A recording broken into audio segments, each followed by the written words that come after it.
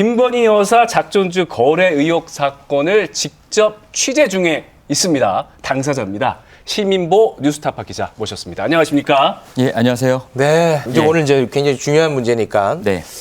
들어가기 앞서서 하나 궁금한 게 있어요. 우리 기자님은 김건희 여사의 도이치모터스 주가 조작 의혹과 관련해서 굉장히 집요하잖아요. 도대체 그 왜 그런 건지 그리고 그런 취재를 함에 있어서 불편하거나 위축되거나 하는 부분은 없는지 궁금합니다. 예. 개인적으로는 이 사건 취재를 사실 어떤 경찰관 분의 제보로 시작하게 됐는데요. 네. 저희 보도 이후에 이분이 색출을 당해서 계급도 강등되고 인사는 좌천되고 기소까지 당했거든요. 이거 내사를 했던 경찰. 예, 내사 보고서를 저에게 줬던 경찰분이요. 그래서 그분에 대한 어떤 미안함? 예, 이게 개인적으로는 있고요.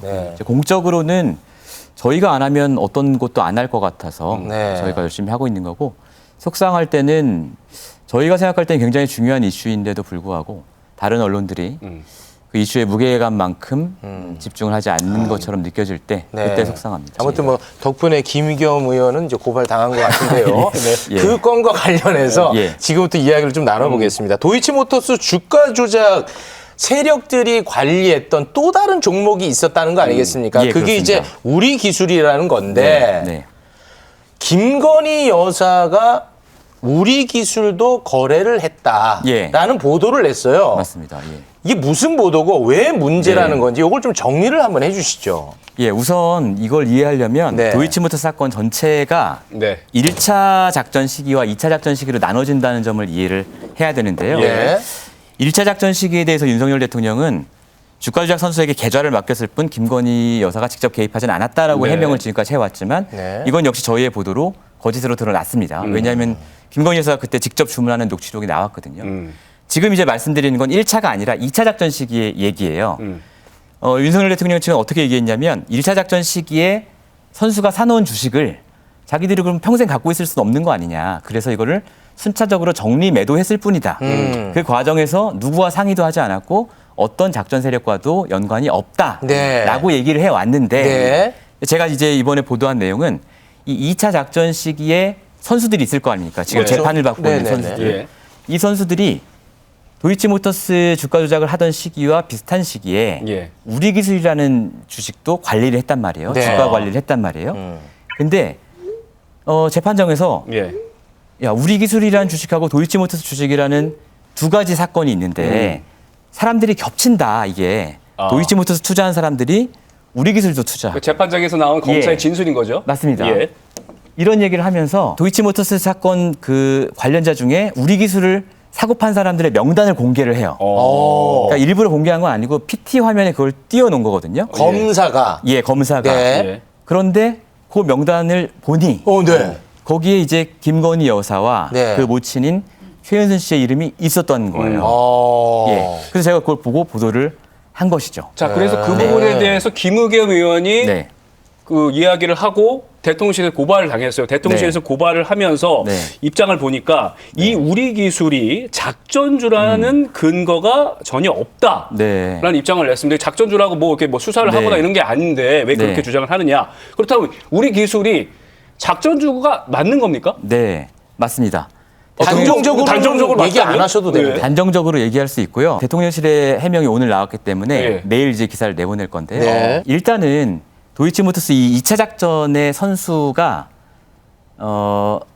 이전에 도이치모터스 사건 수사 전에 실형을 받고 징역을 살다 나온 분이거든요. 근데 이분이 실형을 산 이유가 뭐냐면 이 우리 기술 때문에 실형을 한 분이에요.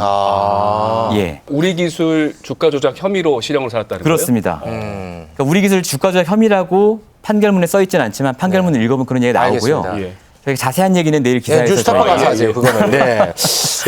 여기서 뭐 최초 보도하려고 하지 마시고. 알겠습니다. 자, 그러면 우리 기술이라는 종목이 작전주라고 이제 주장을 하고 계시는데, 자, 그렇다고 하더라도 김건희 여사가 우리 기술을 거래했다고 김건희 여사가 작전 세력이다?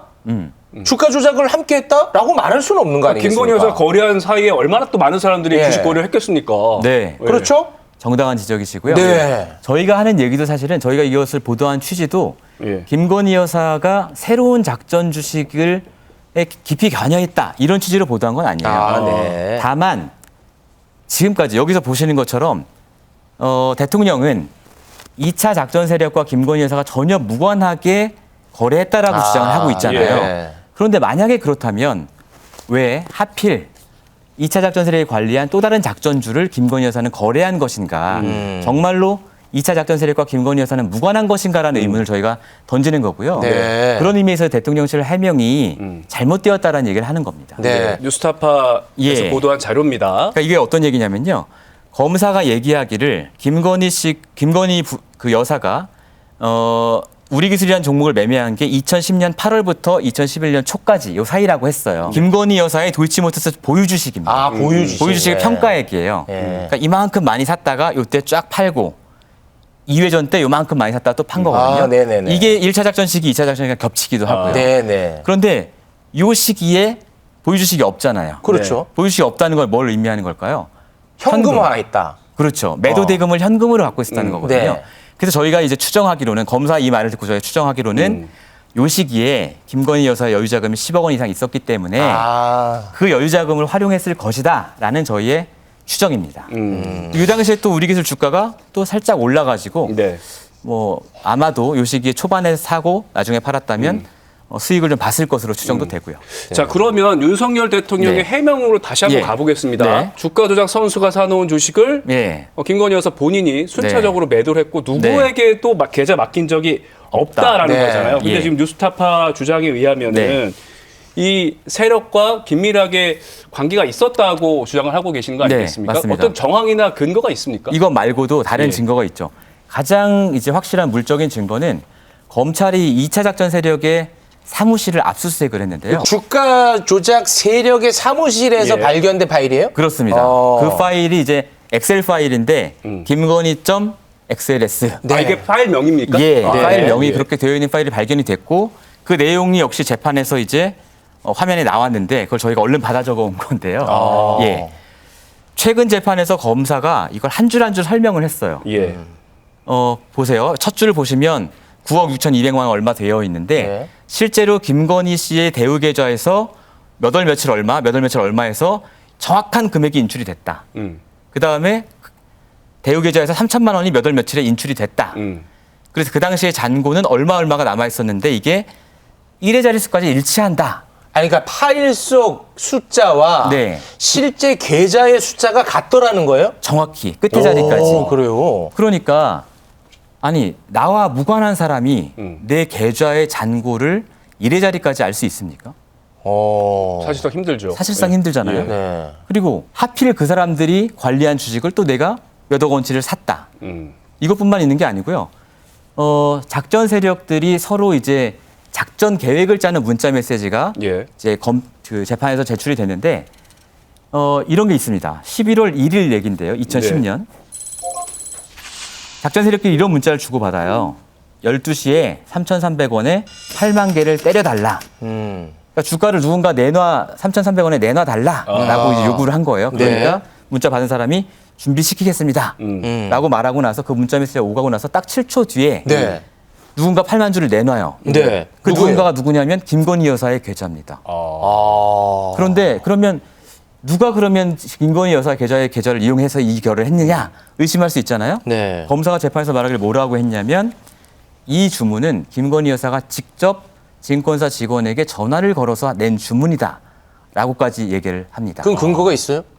검사가 이제 그 증권사 녹취록을 확인한 거죠. 아, 녹취록을. 증권사에는 모든 주문 녹취록을 아까 남기도록 수사를 되어 해보니까 있거든요. 그 녹취에서 그렇게 나오더라. 그렇죠. 예.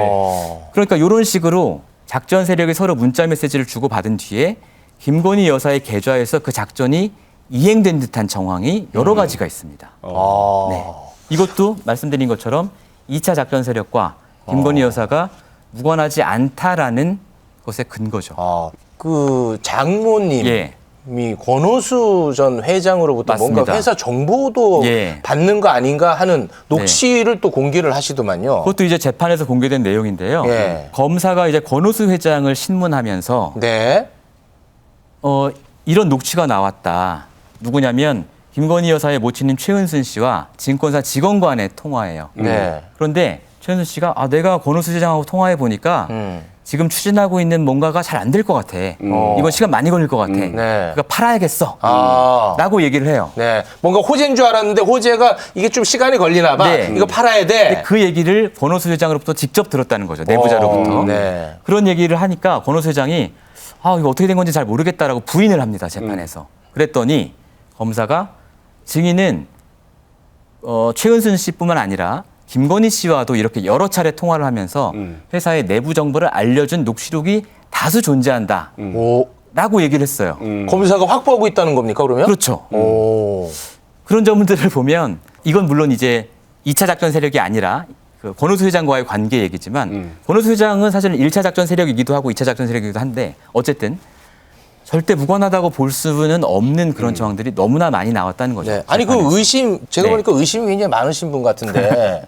네. 그럼 이 취재 열심히 했으면 대통령실에 확인을 해야 될 거 아니겠습니까? 예. 확인을. 저희가 이제 뉴스타파는 대통령실에서 출입을 안 시켜줘가지고요. 출입 기자는 없습니다. 그런데 저희가 첫 보도를 하고 나서 대통령실에서 해명을 한번 내놨고 그 이후에 대통령실 출입 기자들이 여러 번 물어본 걸로 알고 있고요. 그리고 저희가 공개적으로도 계속 해명을 요구하고 있고요.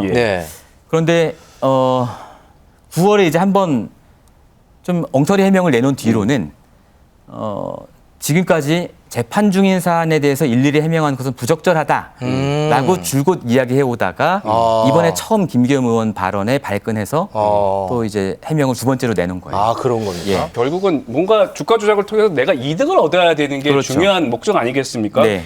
만약에 김건희 여사가 주가 조작에 가담을 해서 얼마나 수익을 낳느냐가 중요한 부분인데 근데 윤석열 대통령이 대선 후보 시절에 보니까 김 여사가 주식 투자로 손해본 것도 있고 번 것도 있어서 순수익이 얼마나 나는지 알 수 없다. 이렇게 수익이 많이 안 났다는 취지로 해명을 하셨는데 김건희 여사가 이런 주식 거래를 통해서 수익이 났다는 뭐 증거 이런 것들이 있습니까?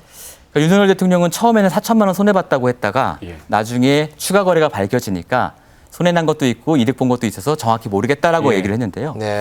저희가 한국거래소 데이터하고 대선 전에 공개된 SBS 보도에 나온 것하고 또 윤석열 캠프에서 공개한 김건희 여사의 계좌 내역 전부 종합해서 김건희 여사의 거래를 하나하나 다 따져봤어요. 원금이 한 17억 정도 돼요. 17억을 그러니까 두 바퀴 돌린 거예요. 한 번 쫙 샀다가 팔고 쫙 샀다가 두 번째 팔고. 그래서 전체적인 수익은 10억 5천만 원 정도. 그러니까 17억 원을 2회전 시켜서 10억 5천만 원. 1년간 수익률이 한 61% 정도. 1년간 10억 5천만 원. 추정치죠, 추정치. 추정이지만 제발 추정이라고 해줘요. 네, 알겠습니다. 저희 기사를 보시면 추정이 아니라는 걸 아실 수 있을 겁니다. 알겠습니다. 근데 그 주가 조작 세력들이 뭐 10여 명이 그 기소를 당해서 실제로 지금 재판을 또 받고 있잖아요. 그렇습니다. 14명이. 그 1심 선고가 곧 나오죠? 네, 2월 10일에 이제 1심 선고가 예정돼 있습니다. 열흘 정도 남았네요. 김건희 여사 관련한 수사는 어떻게 진행이 되는 건가요? 그러니까요. 이 사람들을 기소할 때 검찰이 보도자료를 냈을 때 뭐라고 얘기했냐면 수사가 여기서 끝나는 게 아니고 국민적 의혹이 많은 인물에 대해서는 계속 수사하겠다라고 했어요. 그러니까 김건희 여사라는 이름은 안 썼지만 그게 김건희 여사를 말하는 거거든요. 그런데 지금까지 김건희 여사는 한 번도 소환 조사를 안 했죠. 그러니까 대선 전에는 검찰이 소환 요구를 했는데 대선 전에는 곤란하다라고 해서 미뤘고요. 선거 후에? 선거 후에도 불응했습니다. 그렇기 때문에 계속해서 수사를 하겠다는 검찰의 약속은 지금까지는 지켜지지 않고 있는 거죠. 그 재판정에서 검사가 김건희 여사의 어머니 계좌를 보는 것도 현실적으로 어렵다라는 뉘앙스의 발언을 한 게 사실입니까? 맞습니다. 이제 아주 핵심 쟁점은 아니지만 권오수 회장이 그 김건희 여사 모친인 최은순 씨의 계좌를 차명으로 이용했느냐 아니면 즉 운용만 해준 거냐 이걸 가리기 위해서 그 부분이 필요하거든요. 최은순 여사의 계좌를 들여다봐야 되는데 검사가 현실적으로 어렵다. 변호인 쪽에서 확인해달라. 뭐 이런 식으로 얘기를 하더라고요. 그걸 보면 장모도 수사하지 못하는 와중에 영부인도 수사하는 것은 현실적으로 쉽지 않겠구나라는 생각이 들더라고요. 네, 알겠습니다. 자, 시간이 좀 많이 지났습니다. 여기에서 마무리 짓겠습니다. 시민보 기자님, 고맙습니다. 네, 고맙습니다. 감사합니다.